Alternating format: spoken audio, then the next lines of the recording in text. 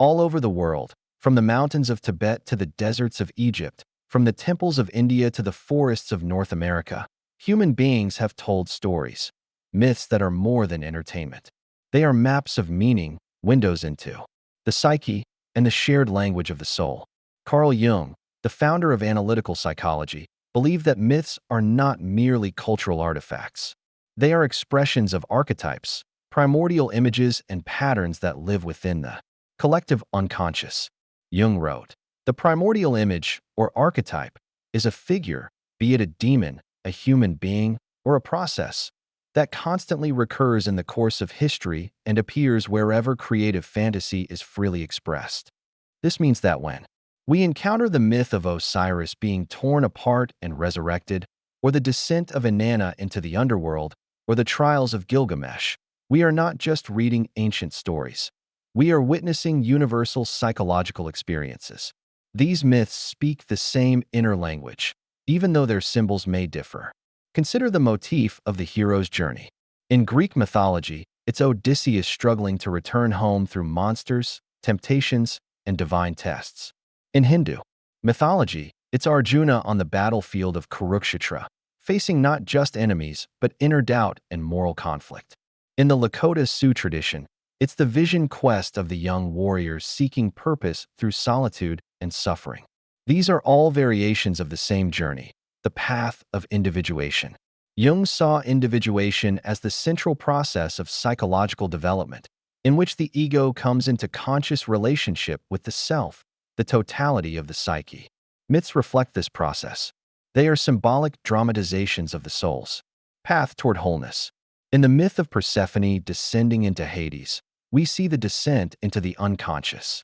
Persephone's abduction by the god of the underworld and her eventual return mirrors the necessary confrontation with the shadow and the subsequent transformation that comes from it. This pattern reappears in Sumerian mythology with Inanna's descent and in Christian symbolism with Christ's harrowing of hell. As Jung wrote, "There is no coming to consciousness without pain." Myths encode this truth in narrative form. They guide us through death and rebirth, through fragmentation and synthesis. In the myth of Prometheus, we encounter the archetype of the cultural hero, he who dares to bring light or consciousness to humanity and suffers for it. This is not unlike the story of Quetzalcoatl, the feathered serpent god of Mesoamerican myth, who descends, dies, and resurrects in service of creation. These figures symbolize the cost of awareness. The fire that Prometheus steals is not just warmth, it is psychological insight, the fire of transformation that both liberates and wounds. Myths also offer healing. In African stories of Anansi the spider, we see the trickster archetype at work, the one who disrupts order, who lies and cheats but also brings wisdom. The trickster is not evil. It is the archetype of change, the shadow in motion. Similarly, in Norse mythology, Loki serves this role, as does Coyote in many Native American traditions. These figures remind us that transformation is not always noble or linear. It often emerges through chaos, contradiction, and even foolishness. Myths do this. They externalize the inner world, making its dangers and potentials visible. They provide a symbolic container in which we can encounter our deepest fears, desires, and destinies. The story of Isis and Osiris, in which the goddess reassembles the dismembered god, is not only a myth of death and resurrection. It is a myth of love, integration, and the power of the feminine to restore order. We see this in the story of the Japanese sun goddess Amaterasu, who hides in a cave, plunging the world into darkness, and is lured back by community and joy. This symbolic return of light is the return of psychic balance. Across cultures, the feminine archetype appears not only as the mother but also as the guide into the depths.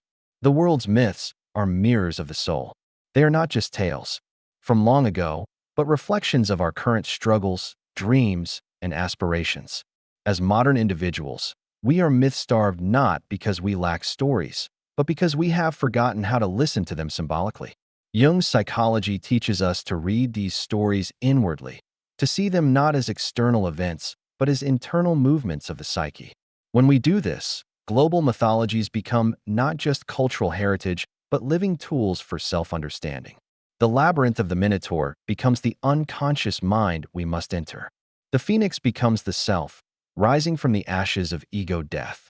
The Tower of Babel becomes the fragmented psyche, longing for reintegration. These are not just metaphors, they are maps. Myth is the soul's language. It is how the unconscious speaks to the conscious mind. And when we learn to speak it fluently, we discover that every culture, every age, and every individual is telling a version of the same story, the story of awakening, transformation, and return. This is why Jung said, the most powerful ideas in history are not the product of reason, but of myth. Because myth reaches where rationality cannot.